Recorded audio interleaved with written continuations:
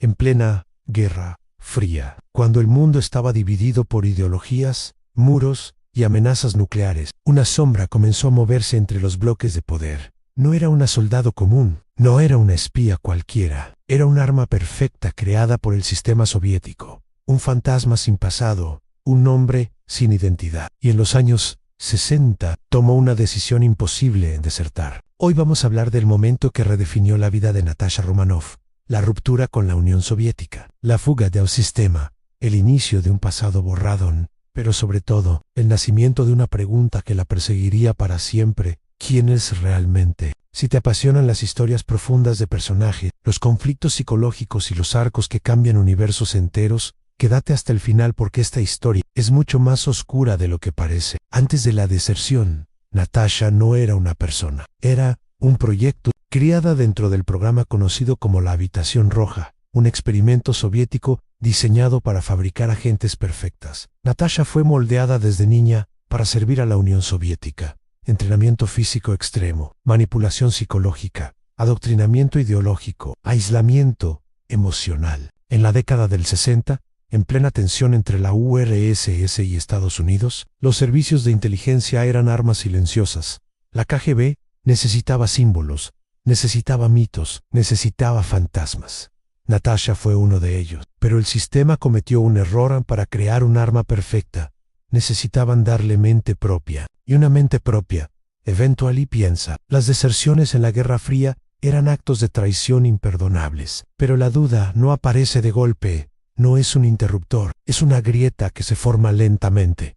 Misiones en Occidente, contacto con otras culturas, versiones distintas del mundo. Natasha comienza a ver algo que el sistema nunca le mostró: opciones. La propaganda soviética hablaba de decadencia occidental, pero ella veía humanidad, veía libertad imperfecta, pero libertad, al fin. Y aquí aparece el conflicto central del arco en sí: toda tu vida fue una mentira.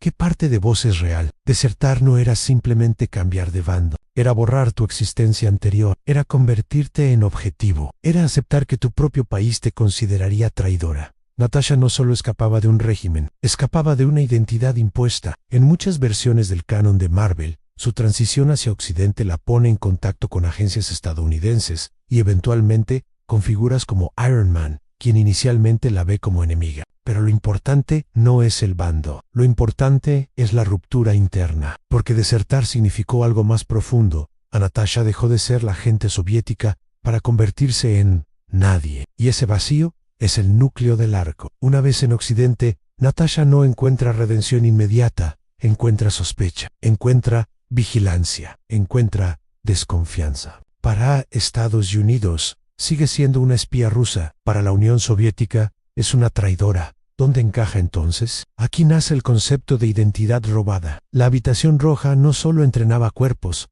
reescribía memorias, alteraba historias personales, bojaba orígenes. Natasha no sabe qué recuerdos son auténticos, no sabe cuánto de su infancia fue real, no sabe si alguna vez tuvo elección. Y ese es el verdadero terror del arco, a no saber si tus decisiones son tuyas o programación residual. En los años 60, el mundo veía la Guerra Fría como un conflicto geopolítico, pero para Natasha era un conflicto interno. Este arco no trata solo de espionaje, trata sobre identidad. Cuando pierde el uniforme soviético, pierde su definición. Ya no es símbolo del comunismo, todavía no es heroína occidental.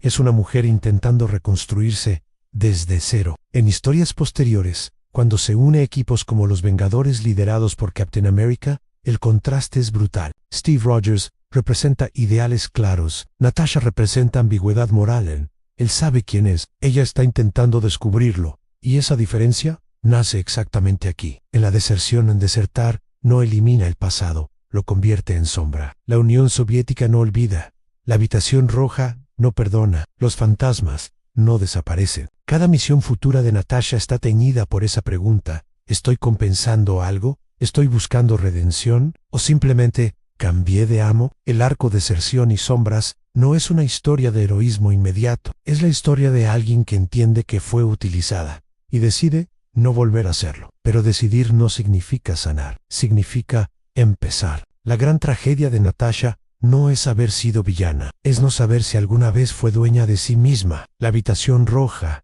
le robó la infancia. La Unión Soviética le robó la narrativa. Occidente le exige una redención constante. Entonces, ¿quién es Natasha Romanoff? ¿La espía, la traidora, la futura heroína o una construcción hecha por sistemas enfrentados? Este arco nos plantea algo incómodo, aun cuando el sistema te define desde pequeña. ¿Cómo se construye una identidad propia? En los años 60, mientras el mundo hablaba de bloques ideológicos, una mujer decidió romper el suyo, no por patriotismo, no por gloria, sino por duda. Y a veces, la duda es el acto más revolucionario que existe. Deserción y sombras no es solo el comienzo del camino de Natasha, es el momento donde deja de ser arma para intentar ser persona. Pero la pregunta queda abierta. ¿Puede alguien recuperar una identidad que le fue robada? Si te gustó este análisis profundo sobre los orígenes y conflictos internos de Natasha Romanoff, deja tu like, porque eso ayuda muchísimo al canal. Contame en los comentarios, ¿crees que la deserción fue un acto de redención o el inicio de una crisis aún mayor? Y si querés que sigamos con el próximo arco, la transición definitiva hacia heroína y su integración total en los Vengadores, asegúrate de suscribirte y activar la campanita para no perderte el próximo video, porque en este canal no contamos historias, las desarmamos. Nos vemos en el próximo episodio.